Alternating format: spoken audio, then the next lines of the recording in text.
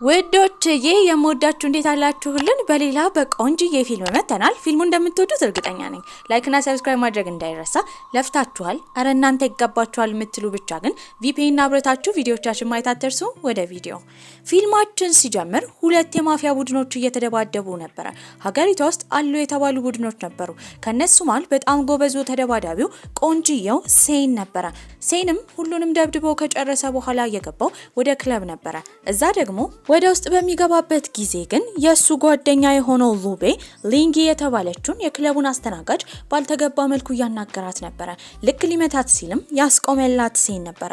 እሷም ትኩር ብላ ካየችው በኋላ ራሷን ስላመማት አስተናጋጆች ወደሚያርፉበት ቦታ ነበር የገባችው። ያኔ የመጣችው ጓደኛዋ ነበረች። ታዲያ ታዋቂ ማፊያዎች እንደመጡ ለነሱ ደግሞ ግድ መጠጥ ማድረስ እንዳለባት ነበር የነገረቻት። እዛ መሄድ ባትፈልግም ግድ ስራዋ ስለሆነ ወደ ውስጥ ትገባለች። በገባችበት ጊዜ የሁሉም አለቃ የሆነው ሉቲ ልክ እንዳያት በጣም ወዷት ነበር። ቆንጆም ስለሆነች ካሉ ሴቶች ጋር እንድትቀላቀል እንድትጠጣ እየጋበዛት ነበር። ቦታው በጣም የሚያስፈራ ነበር። እየተጨሰ እየተጠጣ ነው። በዚህ መሃል ግን መቆየት አልፈለገችም ነበር። ታዲያ ሉቲን እሷ ሴን ብላ ነበር የጠራችው። በዚህም ፈገግይልና እሱ ሴን እንዳልሆነ ስሙ ሉቲ እንደሆነ እየነገራት ነበር። ትክክለኛው ሴንም ስሙን ስትጠራ ስለሰማ እንዴት ያንን ስም እንዳወቀችው ባዳናት ጊዜ እንዳልተዋወቁ እያሰበ ነበር።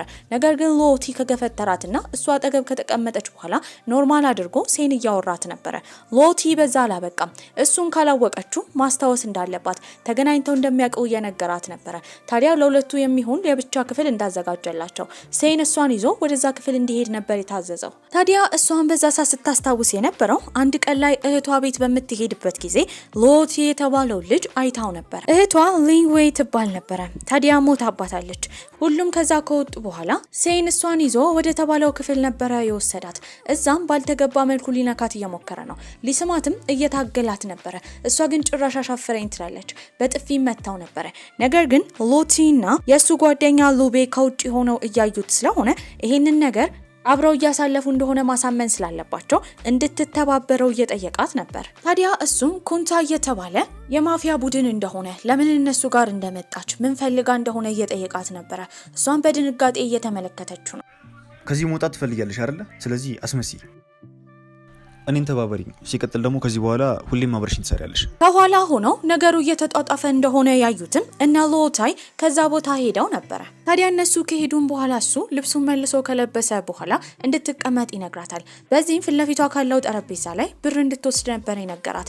እሷ 1-2 ነበር ያነሳቸው። ነገር ግን ሙሉ መውሰድ እንደምትችል ይነግራታል። ከመውጣቷ በፊት ግን በመካከላቸው የሆነ ነገር እንደተፈጠረ እንዲመስል ጸጉሯን አበላሽቶባት ነበረ። ከመውጣቷ በፊት ስሟ ማን እንደሆነ ይጠይቃል። እሷም ሊንጊ እንደሆነች ነበር የነገረችው። ስሟ በጣም ቆንጆ ትርጉም እንዳለውና ለየት እንዳለ እየነገራት ነበር። ታዋቂ ወንበዴ ቢሆንም ለምን እንደዚህ ሩሩህና ታጋሽ እንደሆነ ግራ ገብቷት ነበረ። በመደናገጥ ነው ከዛ የወጣችው። ነገር ግን ስልኳን ረስታ ነበረ። በዛ ጊዜ በተደጋጋሚ ስልኳ ላይ ሲደወል ስልኩን ያነሳው ሴን ነበረ። ወደ እሷ ስልክ የደወለውም ካፒቴኑ ውፋን ነበረ። ሴንም ልክ ድምጹን እንደሰማ አውቆት ነበረ። ታዲያ ሊንጊ እንደሌለች ስልኳ እሱ ጋር እንደሆነ ነበር የተናገረው። ውፋን ስለሷ ደህንነት በጣም ተጨንቆ ነበረ። ስልኩንም ከዘጋው በኋላ ሴን በሊንጊና በውፋን መካከል ምን አይነት ግንኙነት እንዳለ እያሰበ ነበረ። ወንበዴዎቹም ከዛ ተሰብስበው ተዝናንተው ስለጨረሱ እየወጡ ነበረ። ያኔ ሉቲ ሰክሮ ነበረ።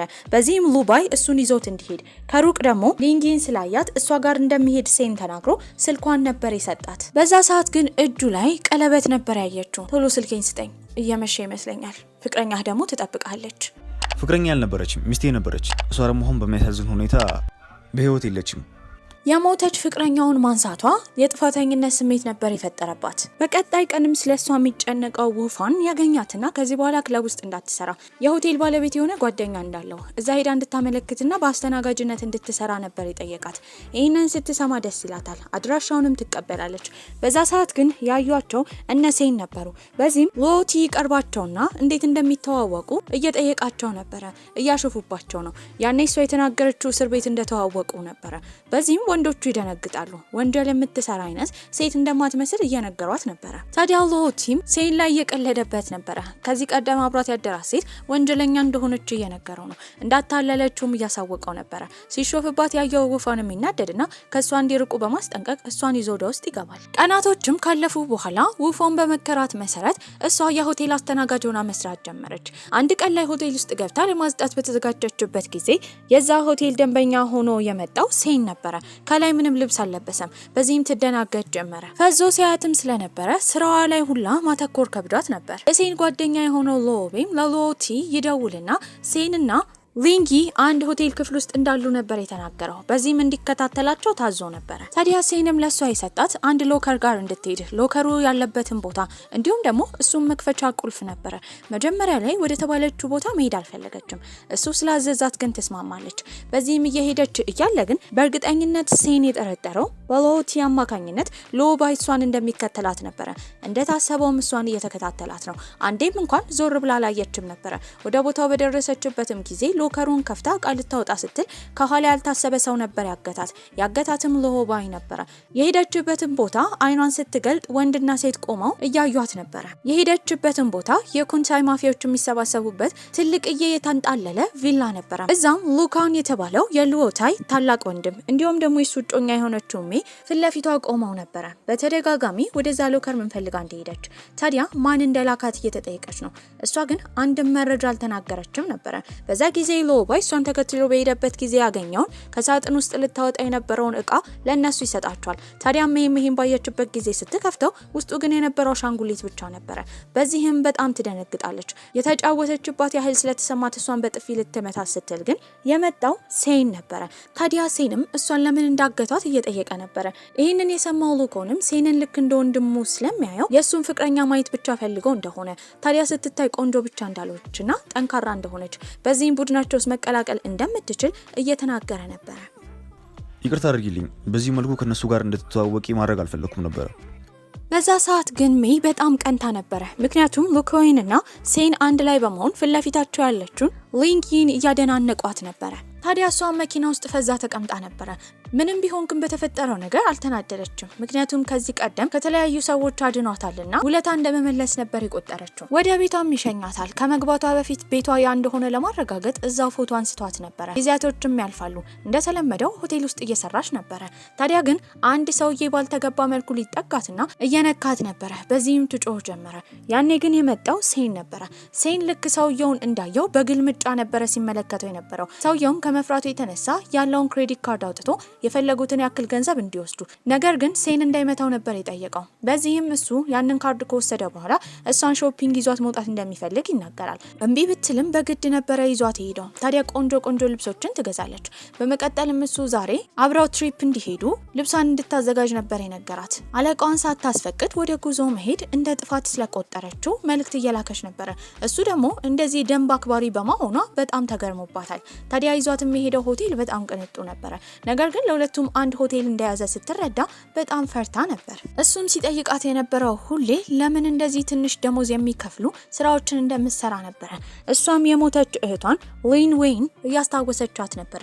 ሁሌ የምትንተራሰው እህቷ ላይ እንደነበር፣ አሁን ግን የሚረዳት ማንም ሰው አጠገቧ ስለሌለ የምታገኘውን ደሞዝ እንዳለ በደስታ እንደምትቀበል ትናገራለች። በሌላ በኩል ሉታይ ደግሞ ለወንድሙ ሲነግረው የነበረው በቅርቡ በህገ ወጥ መንገድ እቃ ማስገባት ስላለባቸው ያንን ለመቀበል ከሴን ውጪ መሄድ እንደሚፈልግ እየተናገረ ነው። ይህንን የሚያውቀው ሉኩን ግን ሴን በጣም ቀልጣፋ ስለሆነ ብቻውን መሄድ እንደማይችል ለሉታይ እየነገረው ነው። ሉታይ በዚህ ነገር በጣም ይናደዳል። ሁልጊዜ ሴንን ነበረ ወንድሙ የሚያበረታታው። እሱም ወደሚዝናኑበት ሆቴል ካስገባት በኋላ የያዘው ክፍል አንድ እንደሆነ ነበር የተረዳቸው። በዚህ ነገር ፈርታ ነበረ። እየቀረበም ሊያሽኮረምማት ይፈልጋል። እሷም ሶፋው ላይ እንደሚተኛ ነበር የነገረችው። ከቆይታም በኋላ ወደ ውጭ ወጥተው አንድ ላይ ምግብ እየበሉ እየተዝናኑ ነበረ። ያኔ ያገኘችው የቀድሞ ፍቅረኛዋን ነው። እንደ ድንገት ግን በጣም ትደነግጣለች። ዋንግጂ የተባለውን የቀድሞ ፍቅረኛዋን ነበር ያየችው። እሱም ስታየው ትኮሳተራለች። ታዲያ ከወንድ ጋር ስላያት ቀንቶ ነበረ። ሴን ማን እንደሆነ እየጠየቃት ነው። እሷን ማስረዳት አልፈለገችም ነበረ። ከዚህ ቀደም ማግጦባት እንደተለያዩ አሁን ለሱ ምንም እንደማትነግረው እየተናገረች ነው። ይህንን ያየው ሴንም በዋንግጂ በጣም ስለተናደደ ወንዶቹ ለማውራት ይሄዳሉ። ከዚህ በኋላ የሱ ፍቅረኛ ስለሆነች ከሷ አጠገብ እንዲርቅ ዋንግ ጂን አስጠንቅቆት ነበር። እሷን በጣም አዝና እዛ ከሄደች በኋላ ቁጭ ብላ እያለቀሰች ነበረ። በህፃን ልጅ አድርጎ አሻንጉሊት ይልክላታል። የእንቁራሪት አሻንጉሊቷን በምታይበት ጊዜ ደስ ብሏት ነበረ። እሱም አጠገቧ መጥቶ እንዳታዘን ይነግራታል። ወደ ሆቴሉም ከወሰዳት በኋላ ግን ስልክ ይደወልለታል። የደወለለት ሉካውን ነበረ። በዚህም በህገወጥ መንገድ ቢሆንም እቃ ሊቀበሉ እነ ሎቲ እያሰቡ ስለሆነ እነሱ መቀላቀል እንዳለበት ለሴን ነበር የተነገረው። የሚቀበሉትም እጽ ነበረ። በዛ ጊዜ በመርከብ ከተቀበሉ በኋላ ከዛ ቦታ ሊሄዱ ሲሉ ወዲያው የመጡት ፖሊሶች ነበሩ። ፖሊሶች እያሳደዷቸው እንደሆነ የተረዳው ሴንም ቶሎ ብለው የገዙትን እጽ ወደ ባህሩ እንዲበትኑ ነበር የነገራቸው። በተባሉት መሰረት ያደርጋሉ። ይህንን ሀሳብ ግን ሎቲ አልተስማማበትም ነበረ። ፖሊሶቹም ከመጡ በኋላ ይፈትሿቸዋል። ከተፈተሹም በኋላ ምንም ነገር ስላልተገኘባቸው በነፃ ለቀዋቸው ነበረ። ታዲያ ነገሩ እንደተበላሸ የተረዳው ሎቲ ከመናደዱ የተነሳ ወንድሙ ጋር በሚሄዱበት ጊዜ ወንድምየው እንዲረጋጋ እየነገረው ነበረ። እሱ ግን ይሄ ሁሉ ነገር እንዲበላሽ ያደረገው ሴን ስለሆነ በጠርሙስ ይመታዋል። ያኔ ሉካውን መሀል ይገባና ወንድሙን በጥፊ ይመታዋል። እሱ ሁሉ ጊዜ የሚያግዘው ለሴን ነበረ። በሌላ በኩል ሊንጊም ጠዋት ሆቴል ውስጥ በምትነቃበት ጊዜ እሱን ልታገኘው ባትችልም ወደ ስራ እንደሄደ የሚያሳይ ወረቀትና ለሷ ቁርስ አዘጋጅቶላት ነበረ። ከሱ ጋር የምታሳልፈውን ጊዜ በጣም ተወደው ነበረ።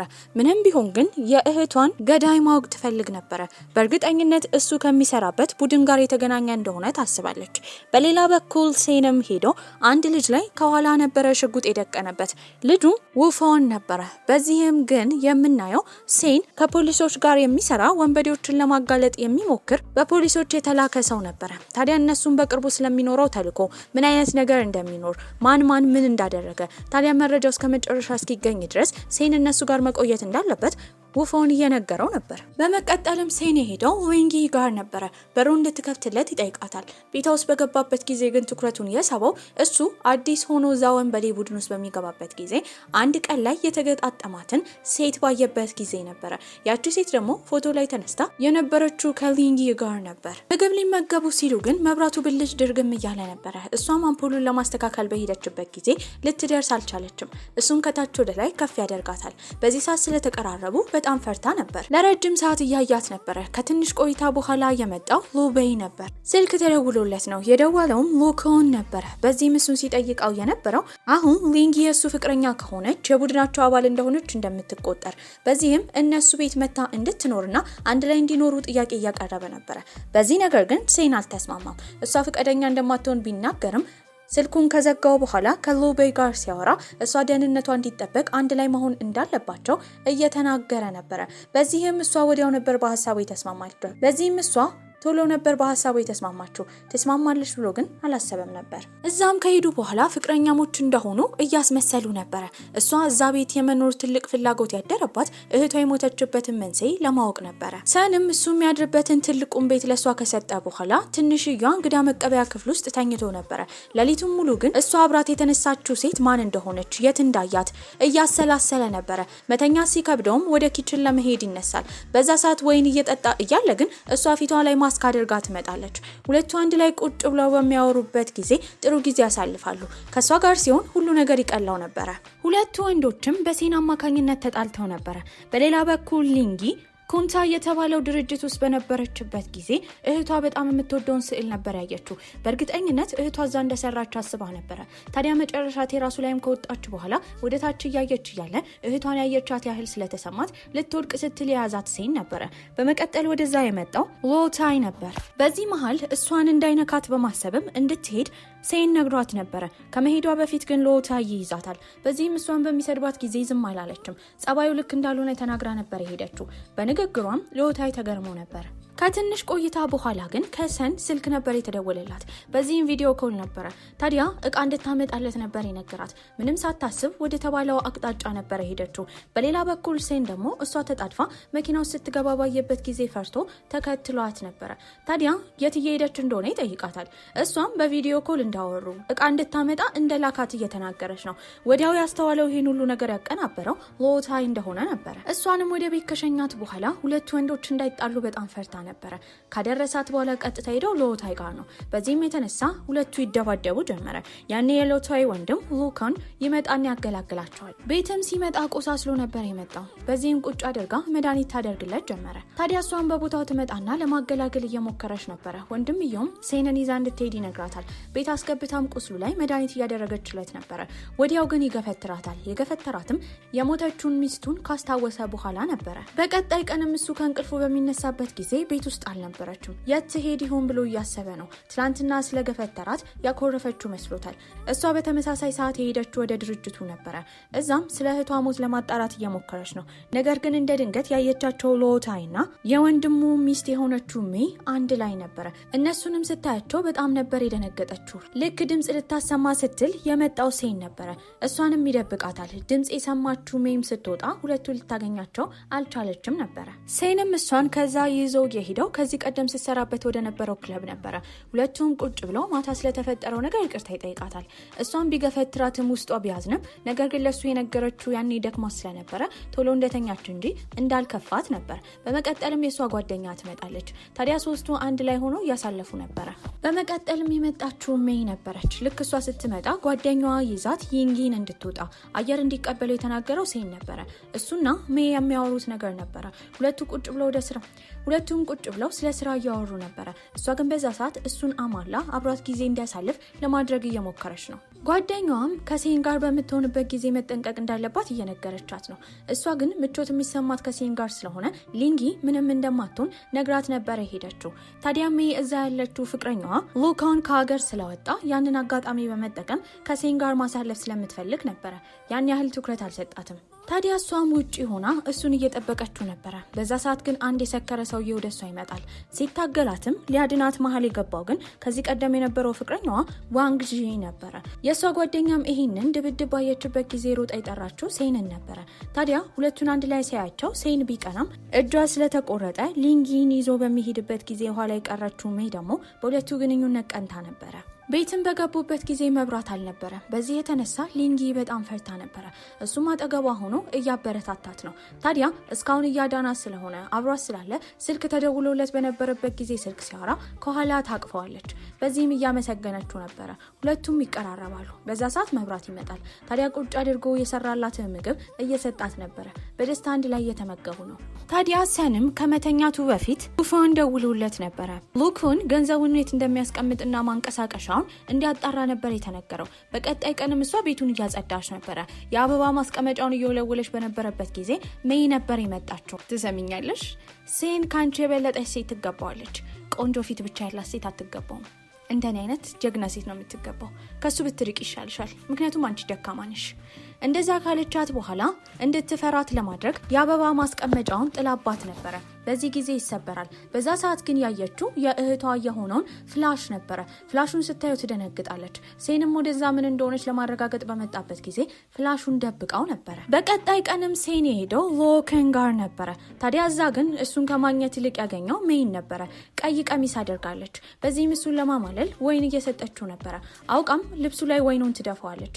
ገብቶ ልብስ እንዲቀይር እየጠየቀችው ነበር። እሱ ግን እንደፈለገችው ወጥመድ ውስጥ ሊገባላት አልቻለም ነበረ። በዚህም ማታ ላይ ጥሏት ይሄዳል። ታዲያ እሱ እዛ መጥቶ እንደነበረ የሎታይ ተላላኪዎች ነግረውት ነበረ። በሌላ በኩል ሊንጊ ደግሞ የእህቷን ፍላሽ ለመክፈት እየሞከረች ነበረ። ፍላሹ ላይ ግን ጥብቅ ፓስዋርድ ነበረው። ፓስዋርዱን ደጋግማ ብትጽፍም በትክክል ልትሞላ ስላልቻለች ውስጡ ያለውን ፋይል ማየት አልቻለችም ነበር። እሱም ቤት በመጣበት ጊዜ በጣም ሰክሮ ነበረ። ታዲያ እንደምንም ብላ ደጋግፋ አልጋ ላይ ካስተኛችው በኋላ ስልክ ይደወልለታል። የደወለችለት ሜይ ነበረች። ላንሳው አላንሳው ሊንጊ ግራ ተጋብታ ነበረ። በመጨረሻም ስልኩን ታነሳዋለች። የሴት ድምጽ ስትሰማ በእርግጠኝነት ሊንጊ እንደሆነች ያወቀችው ሜይ ከመናደዷ የተነሳ ይኸውልሽ እሱ ኪስ ውስጥ ያስቀመጥኩት ካርድ አለ፣ የሆቴል ካርድ ነው። እዛ ክፍል እንዲመጣ ከስካሩ ሲነቃ ንገሪልኝ እሺ። ታዲያ እሱን በቀጣይ ቀን በነቃበት ጊዜ ሶፋው ላይ እሱን እየተንከባከበችው እንዳደረች ማሳያ እዛው ሶፋ ላይ ነበር የተኛችው። በዚህም እሱ አንስቶ አልጋ ላይ ያስተኛታል። እሱም በሳማት ጊዜ ግን እንደተኛች እያስመሰለች ነበረ። ታዲያ እሱም ከክፍሉ ሊወጣ ሲል ግን ወዲያው ትከተለውና የሰጠችው ሜኪስ ውስጥ አስቀምጫለሁ ያለችውን ካርድ ነበረ። እኔ በዚህ ነገር አስተያየት መስጠት ባልችልም አንተና ሜ ግን ከዚህ በኋላ ባትገናኙ ደስ ይለኛል። ታዲያ እሱም ስለሱ እንዳትጨነቅ ነበር የነገራት። በተሰጠው ካርድ አማካኝነትም ወደ ሆቴል ነበር ሄደው እዛ ሜይን ነበር ያገኛት። እሷም እላዩ ላይ ተቀምጣ ልታማልለው እየሞከረች ነበረ። እሱም እንደማለለ ለማስመሰል እየሞከረ ነው። ይሄንን ያደረገበት ትልቁ ምክንያት ሐሳቧን ለመረዳት ነበረ። ታዲያ በመቀጠልም ስልክ ይደወልለታል። የደወለለት ሎከን ነበረ። ታዲያ እንዲያግዘው ነው የጠየቀው። እሱን የጠየቀበት ምክንያት ስለሚያምነው ነበረ። በሌላ በኩል ብቻውን የቀረው ሎታይ ደግሞ ቀጥታ የሄደው ሊንጊ ጋር ነበረ። እሷንም ያስፈራራት ጀመረ።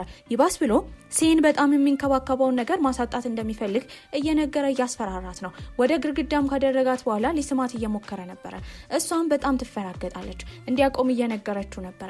ታዲያ ልትጠቅመው እንደምትችል ሴንን እየተከታተለች ስለሱ ማስረጃ እንደምትነግረው መረጃ እንደምትይዝበት ነበረ ለሎታ እየነገረችው። እሱም በዚህ ሀሳብ ተስማምቶ ነበር ከቤት የወጣው። ፖሊሶቹም መረጃ ስለሚፈልጉ ሴን ቶሎ ብሎ መረጃ እንዲያመጣ እየጠየቁት ነበረ። ወደ ቤት በገባበት ጊዜ ሊንጊ ፊት ላይ ከባድ ሀዘን ይታይ ነበረ። ምን እንደተፈጠረም ይጠይቃታል። እጇ ላይም ጥብቅ አድርጎ እንደያዛት ሎታ የሚያሳዩ ምልክቶች ነበሩ። በዚህ ነገር ተናዷል። እሷም ስትነግረው የነበረው ሎታይ እሱና ሜ እየተገናኙ እንደሆነ እንዳወቀበት ነበር። ታዲያ ነገሮችን ቀስ ብሎ እንደሚያስረዳት አሁን ላይ ግን ሊነግራት የማይችለው ትልቅ ምክንያት እንዳለው ይነግራታል። በዚህም ሲያቅፋት ግን ትልቅ ሰላም ተሰምቷት ነበር። ዛሬ ትልቅ ስራ ነበረው። እሱም ሎኪን ጋር መሄድ ነበረበት። በዚህም ከተሰናበታት በኋላ መሄድ ባይፈልግም ይሄዳል። ታዲያ ግን እሷ እየሮጠች የገባችው መኪና ውስጥ ነበረ። አብራው ልትሄድ እንደምትፈልግ ትነግረዋለች። ታዲያ ይሄ ነገር ጉዞ አደጋ ቢሆንም እሺ ብሎ አብሮ ነበረ ይዟት ሄደው። ከዛ መንገድ ላይ ግን ባህራማ ከተማ በደረሱበት ጊዜ ሁለቱም ቁጭ ብለው ፀሐይ ስትጠልቅ እያዩ ነበረ። ሊቀበሉ የሄዱት እቃ ነበረ። በዚህም ሁለቱም በዴዎች ተቀጣጥረው ነበረ። እነዚህ ቡድኖችና ሌሎኞቹ ቡድኖች ትልቅ ተኩስ ይፈጥራሉ። በዚህ መሀል የተኩስ ልውውጥ ነበረ። ሎኪን ተመቷል። ድጋሚ ሊመታ ሲል ግን የመጣው ሴን ነበረ። ሴንም በዚህ አጋጣሚ እጁ አካባቢ ተተኩሶበት ነበረ። ሎኪን ሊድን አልቻለም። ታዲያ እሱም ድጋሚ ሊተኮስበት ሲል ግን ጥይት በመያዝ እሷ ነበረች አዳነችው። በሌላ በኩል ሎታይና ሜ ሎኪን ስለሞተ ደስ ብሏቸው ነበረ። አሁን በእርግጠኝነት ሎታይ ወንድሙን ተክቶ ነገሮችን እንደሚቆጣጠር አስበው ነበረ። እሱም ስለተመታ ወደ ሆስፒታል ልትወስደው ፈልጋ ነበረ። ነገር ግን አሁን ላለበት ሁኔታ ጋርዶቹ ጥሩ እንዳልሆነ እየነገሯት ነበረ። ወደ ሆቴል ከወሰዱት በኋላ የእሱ የግል ዶክተር ነበር የመጣው። እሱም ጥይቱን አውጥቶለት ሊያክመው ችሎ ነበረ። ከትንሽ ቆይታ በኋላም ደህና ይሆናል። ድጋሚ እንደዚህ አይነት ነገር ውስጥ እንድትገባ አልፈልግም። ትናንትና ምን ያህል እንደፈራው ታውቃለህ? ግን እሱም እንደፈራች ገብቶት ነበረ። በዚህም እጇን ይዞ እያረጋጋት እንዳትጨነቅ እየነገራት ነው። በመቀጠል የዶክተር ልብስ የለበሰ ወንድ ነበር የመጣው። እሱም ፖሊሱ ውፎን ነበረ። እሱን ስታየው ትገረማለች። በዚህም ሴንና ውፎን አንድ ላይ እየሰሩ እንደሆነ ነበር የተረዳችው። በዚህ ነገር ጉዳት ቢደርስበትም መውጣት እንደማይችል። ታዲያ አሁን ወንድምየውን ተክቶ ሎታይ ሊሰራ ስለሆነ የእሱን መረጃ መሰብሰብ እንዳለበት ሴን ተነግሮት ነበረ። ታዲያ በሁለቱ መካከል ያለውን ነገር በቅርቡ እንደሚያስረዷት ይነግሯታል። ታዲያ በመቀጠልም ሁለቱም የሚቀይሩት ልብስ መጥተውላቸው ነበረ። ሌሊት ላይ ግን እሱ የነቃው እሷን እያየ በህልሙ እየቃዠ ነበረ። ልክ ሲነሳ ማጠገቡ ሄዳ ታረጋጓለች። ታዲያ እሱም ሲነግራት የነበረው ሊያጣት እንደማይፈልግ ነበረ። እሷም ልታጣው እንደማትፈልግ ነበር ያሳወቀችው። በቀጣይ ቀንም እሱ ተሽሎት ነበረ። ውጭ ወጥተው በሚያወሩበት ጊዜ መጀመሪያ ስትቀርበው በእውነት እንዳልሆነ የእህቷን ገዳይ ለማወቅ እንደሆነ ይቅርታ እንዲያደርግላት እየጠየቀችው ነበረ። እሱም ስለ እህቷ ቢያቅ ደስታው እንደሆነ። ታዲያ እሷ ከሞተች በኋላ ወደዛ መስሪያ ቤት እንደገባ አግኝቷትም እንደማያውቅ እየነገራት ነው። ምንም ቢሆን ግን ከዚህ በኋላ እንደሚጠብቃት ቃል ይገባላታል። እሷም አልፎ አልፎ በሚናገረው የፍቅር ቃላቶች ደስተኛ ትሆን ነበረ። ወደ ቤትም በደረሱበት ጊዜ በር ላይ ጠበቀቻቸው ሜይ ነበረች። ታዲያ ሳይንን ብቻውን ማናገር እንደምትፈልግ በመናገር ወደ ባዶ ክፍል ነበር የወሰደችው። አሁንም ልታማልለው ትሞክራለች። እሱ ግን በጣም ኮስታራ ሆኖባት ነበረ። ታዲያ አላማዋ ምን እንደሆነ ሲጠይቃትም ሎታይ ሙሉ ለሙሉ እንዲቆጣጠረው እንደማትፈልግ እሱን አስወግዳ እሷ መሪ መሆን እንደምትፈልግ ነበር የተናገረችው። በመቀጠልም እሱን አውርታው ከወጣች በኋላ ውጪ ላይ ያገኘቻት ሊንጊን ነበረ። ትሰሚኛለሽ? እንዳንቺ አይነት ሴት ለእሱ አትገባውም። አንቺ ቆንጆ ፊት ብቻ ነሽ። እሱ የምታስፈልገው እንደኔ አይነት ጀግና ሴት ነው። አንቺ ድክመቱ ነሽ። ገባሽ አይደል? ታዲያ እሷም ተኝታ በነበረበት ጊዜ ሌሊት እሱንና ሜን አንድ ላይ ታቸው ቃጅታ ነበር የተነሳችው። እሱም ሊያረጋጋት ይመጣል። ታዲያ ከዚህ በኋላ ሜ ጋር እንዳይደርስ ስትነግረውም ሌላ ነገር እንዳታስብ ነበረ ሲነግራት የነበረው። ሁለቱ አንድ ላይ በነበሩበት ጊዜ ሜይ ትመጣለች። ፊቷ ላይ ትልቅ ቅናት ይነበብ ነበረ። ይዛው መሄደችው ወደ ቦርድ ስብሰባ ነበረ። እዛም በቀጣይ ማን መሪያቸው እንደሚሆን ሁሉም አንድ ላይ ሆነው እያወሩ ነበረ። ታዲያ ግን ምርጫ ማን ላይ መደረግ እንዳለበት ግራ ተጋብተዋል። በዚህም በእርግጠኝነት ሎታይ ሊመረጥ እንደሆነ የተረዳው ሴንም መርዳት ያለበት ሜይ ስለሆነ ለትንሽ ጊዜ ብቻ ነገሩ እንዲቀጥል ከዛ በኋላ ምርጫው እንደሚደረግ ነበር የተናገረው። ሎታይ ነገሩን ተቆጣጥር ያለው ብሎ ሲያስብ በመሃል ሜይ መግባቷ በጣም አናዶት ነበረ። ታዲያ በመቀጠልም ሊንጊ ጋር ነበር ሄደው እሷንም ከያዛት በኋላ ጥቅሟ እየታየው እንዳልሆነ ሊያስወግዳት እንደሚፈልግ እየተናገረ ነው። ታዲያ እሱ ምንም ቢሆን ስልጣኑን መቆጣጠር እንዳለበት እያሳወቃት ነበረ። በመቀጠልም የእሷን ስልክ ከወሰደ በኋላ የደወለው ለሴን ነበረ።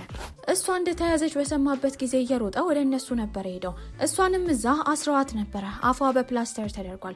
ታዲያ ሎቲም የተናደደበት ትልቁ ምክንያት ሴን ሜይን በመርዳቱ እንደሆነ ታዲያ ከዚህ ቦታ ሊንጊን ማስወጣት የሚፈልግ ከሆነ ሎታይ ስልጣኑን እንዲቆጣጠር እንዲረዳውና ሜይን እንዲከዳት ነበር የተነገረው።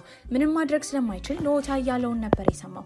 ታዲያ በመቀጠልም ሜይ እሱ ጋር ከመጣች በኋላ ሎታይን የምትጥልበትን ሀሳብ ያቀደችውን እቅድ እየተናገረች ነው። እሱም ከእሷ ጋር እንደሆነ እያስመሰለ ነገሩን እየሰማ ነበር። እሱ ቤት በነበረችበትም ጊዜ ሊንጊ መጽሐፎችን እያየች ነበረ። እዛ ያገኘችው የእህቷን ፎቶ ነው። ከእህቷ ጋር ደግሞ ሜይ ራሱ ፎቶ ተነስታ ነበረ። በዚህም በጣም ነበር የደነገጠችው። ልክ ሎታይ ሲመጣ ትደብቀዋለች። እንደተባለውም ሴን ረድቶት ሜይን አስወግደው ዋና መሪ ሎታይ መሆን ችሎ ነበረ። ነገር ግን ቃሉን አላከበረም። ሊንጊን እንዲጎዷት ሰዎች አዞባት ነበረ። ወዲያው የመጣው ሴን ነው። ልጁንም ካባረረው በኋላ እሷን ይዟት ይወጣል። ውጪ ግን እነ ሎታይ እየጠበቁት ነበረ። በእርግጠኝነት እሷን ለማዳን እንደሚመጣ እንዳወቁበት ወዲያው ፖሊሶች ነበር የመጡት። እነሱንም ሊይዟቸው ችለው ነበረ። ነገር ግን ሎታይ አምልጦ ነበረ። ፖሊስ ጣቢያ በነበረበት ጊዜ ከውፋን ጋር በሚያወራበት ሰዓት ሎታይን ለማግኘት ሙከራ እንደሚያደርጉ ነገር ግን ትላልቅ ዶክመንቶች እንደጠፉ ሎታይና ሎኪን ሁለት ወንድማማቾች አንድ ላይ መስራታቸውን የሚያሳይ ዶክመንት እንደሌለ ነበር የተናገረው። በዛ ሰዓት ወዲያው ያስታወሰው ሜይ ከዚህ ቀደም ወረቀቶችን ስታቃጥል ነበረ። በእርግጠኝነት ሜይ ራሱ መጥፎ ሴት እንደሆነች ነበር ያሰበው። አንድ ቀን ሙሉ እሱን ስላላገኘችው ሊንጊ በጣም ከፍቷት ነበረ። አሻንጉሊቱን ይዛ ያሳለፉትን ጊዜ እያስታወሰች ነበረ። ታዲያ በሌላ በኩል መረጃ ለማግኘት ሴን የሄደው ሜይ ጋር ነበረ። ሜይ አሁንም አልተጠራጠረችውም። ታዲያ እሷ ሎታይን በአካል አግኝታ ገላው ሙሉ ለሙሉ ስልጣኑን መቆጣጠር እንደምትፈልግ እየተናገረች ነው። ከዛ ጊዜ በኋላ ሁለቱ እንደ ፍቅረኛሞች አብረው ጊዜ እያሳለፉ ነው። ሜይ ፍቅረኛዋ እንደሆነ ሴንን ብታስብም እሱ ግን ለመረጃ ነበር የቀረባት። አንድ ቀን ላይ ሆቴል ውስጥ በነበሩበት ጊዜ በተደጋጋሚ ወደ በሩ እያየ ነበረ። የሚያይበትን ምክንያት ቁርጥ ሊንጊን የምትመስል ሴት ስላየ ነበረ። ታዲያ ለቀናት ስላልተገናኙ እሷን ተከትሎ ነበር የወጣው። ውጪ በወጣበት ጊዜ እሱ ነበረ። ልክ ዞር ብላ ስታየው ከደስታ የተነሳ ታቅፈዋለች። ሜይንም ለማግኘት ዛንግፖ የተባለ ከዚህ ቀደም የታሰረ ወንበዴ እሷ ጋር ይመጣል። ሊገላት እየሞከረ ነበረ።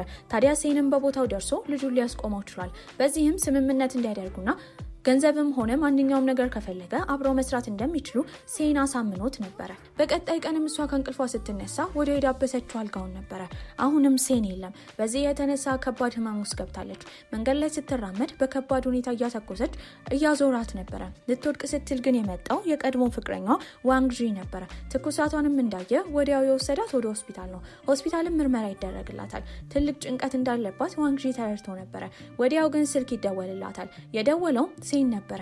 ያነሳው ግን ዋንግዢ ነው። የወንድ ድምጽ እንደሰማ በዚህም ዋንግዢ እንደሆነ ያወቀው ሴን ከቅናቱ የተነሳ ስልኩን ዘግቶት ነበረ። እሷም ራሷን ከሳተችበት በነቃችበት ጊዜ ዋንግዢ እንዲሄድ አሁን ደህና እንደሆነች ትናገራለች። ታዲያ እሱም ወንድ ስልክ እንደደወለ በዚህም እሱ ሄሎ እንዳለ ስልኩ እንደተዘጋ ነበር የተናገረው። ወዲያው እሷ ሴን እንደሆነ ስላወቀችም ለስልኩ በተደጋጋሚ ጊዜ ስትደውል ጥሪ አይቀበልም ነበረ። በሌላ በኩል ሴንም ስለሷ እያሰበ ነበር። በቀጣይ ቀንም ሴንና ሜይ አንድ ላይ በመሆን አዲስ የመጣው ወንበዴ ሰውዬ ባዘዛቸው መሰረት ሰዎችን ለማናገር ወደ አንድ ናይት ክለብ ሄደው ነበረ። በሌላ በኩል ሊንጊ ደግሞ የእህቷን ፍላሽ ለመክፈት ፓስዋርዱን በተደጋጋሚ እየሞከረች ነው። ታዲያ እህቷ ፎቶ ላይ ቁጥር ባገኘችበት ጊዜ ያንን ስታስገባ ሊከፍትላት ችሎ ነበረ። ብዙ መረጃዎችም እዛ ላይ አሉ። በሌላ በኩል ክለብ ውስጥ መግባት ያልፈለገችው ሜይ ሴን እንዲገባ እሷ ተመልሳ እንደምትመጣ በመናገር ሄዳ ነበረ። ቦታውን ፖሊሶች ተቆጣጥረውታል። ታዲያ ሴንም ምንም ሳይጠረጥር ወደ ውስጥ ገብቶ ነበረ። ሰዎቹን እያናገረ እያለ አንዱ ልጅ እየሮጠ ይመጣና ፖሊሶች እንደመጡ ተናግሮ ነበረ። በዚህ ጊዜ ሴን እንደጠቆመባቸው ሰዎቹ በማሰብ ድብድብ ይፈጠራል። ነገር ግን ፖሊሶቹ በቀላሉ በቁጥጥር ስር አውለዋቸው ነበረ። ታዲያ ሜይ መልእክት ተልኮላት ነበረ ወደ ድርጅቱ ሄደችው። ቴራስ ላይ ከወጣች በኋላ ያገኘቻት ሊንግዌን ነበረ። ታዲያ ለሷ መልእክት የተላከላት ሊንግዌ እንደሆነች ነበረ። በዚህም ለምን ሊንግዌን እንደመሰለች ትጠይቃታለች። ሊንግዌን በዚህ አጋጣሚ የተናገረችው እሷ እህቷ እንደሆነች፣ እህቷን የገደለችባት እሷ እንደሆነች እንዳወቀች አንድ ላይ የተነሱት ፎቶ እንዳለ ነበር የተናገረችው። ነገር ግን ይሄን የሰማችው ሜይ ጭራሽ አላምንም ትላለች። ጥላት ልትሄድ ስትል ግን ያሳየቻት ቪዲዮ ነበረ። ቪዲዮን ያገኘችው እህቷ ደብቃ ካስቀመጠችው ፍላሽ ላይ ነበረ። በዚህም እሷን ስትገላት የሚያሳይ ቪዲዮ ነው። መረጃ እንደተገኘባት የተረዳችው ሜም እሷን ለመግደል ነበር ያሰበችው። በተደጋጋሚ ይቅርታ ጠይቃታለች። ከጀርባ ግን ስለት ይዛ ነበረ። ታዲያ በይቅርቷ ፈዛ የቀረችው ስሜታዊ የሆነችው ሊንጊን በስለቱ ነበር የወጋቻት። እሷ ጋር እንደሆነች ያወቀው ሴንም ቶሎ ብሎ እዛ ደርሶ ነበረ። ልክ ሲመጣ መሳሪያ ይዞ ነበረ። ታዲያ እሷን እንደምትገላት መሳሪያውን እንዲጥል እየነገረችው ነበረ። እሱም ወደ መሬት ያስቀምጣል። ነገር ግን እሷ በተዘናጋችበት ጊዜ ድጋሚ እሷ ላይ ጉዳት እንዳታደርስ እጇ ላይ ተኩሶ ነበረ። ያኔ ሊንጊ ራሷን ትስታለች። በመቀጠልም የተወሰደችው ወደ ሆስፒታል ነበረ። ሆስፒታል አንድም ቀን ሳይቀር እየተንከባከባት ነበረ። እንድትነቃ ብዙ ጊዜ ጸሎት ያደርጋል። በዚህም ግን በመጨረሻ ነቅታ ነበረ። ልክ ስትነቃ ከደስታ የተነሳ ስቅስቅ ብሎ ነበር ያለቀሰው። ታዲያ እሱ ከሆስፒታል በወጣበት ጊዜ መንገድ ላይ የተገናኘው ከቀድሞ ፍቅረኛዋ ዋንግዢ ጋር ነበረ። እሱን እንዳየው ተስፋ ይቆርጣል። ያመጣውንም አበባ ለሊንጊ እንዲሰጥለት፣ ሁለቱ ጥሩ ፍቅረኛሞች እንዲሆኑ ምኞቱ እንደሆነ፣ ከዚህ በኋላ ወደ እሷ ህይወት እንደማይመጣ ነበር የተናገረው። እሱ ከሄደ በኋላ ሆስፒታል ውስጥ ሆኖ ሳይንስ ያስብ የነበረው አግቢን ብሎ እሷን መጠየቅ ነበረ። ሆስፒታል ውስጥ ተተክሎ የነበረውን ዘንባባ በመቁረጥም የሰራው ቀለበት ነበረ። ታዲያ እሷም ደህና በሆነችበት ጊዜ በዊልቸር አድርጎ ይዟት ሄደው ወደ አንድ ክፍል ነው። ክፍሉ በአበባ በፊኛ በመብራት ተሞልቶ ነበረ። እዛም አግቢኝ የሚል ጥያቄ ነበረ። በጣም ወድሻለሁ፣ ታገቢኛለሽ? ይህንን ስታይ ደስ ይላታል። እሱም ተንበርክኮ ከዘንባባ የሰራውን ቀለበት ያደርግላታል። በቅርቡ ውድ ቀለበት እንደሚገዛላት ነበር የነገራት። እሷን በደስታ ትስመዋለች። ታዲያ እንደምታገባው ነበር የነገረችው። እሱም ከዛ ስልክ ተደውሎለት በወጣበት ጊዜ እሷ ሆስፒታል ተኝታ ነበረ። ጥቃት ሊያደርስባት አንድ ሰውዬ መጥቶ ነበረ። ነገር ግን እነውፎን ፖሊሶቹ ቀድሞ ጥንቃቄ ስላደረጉ እሷ ላይ ምንም ጉዳት አልደረሰባትም ነበረ።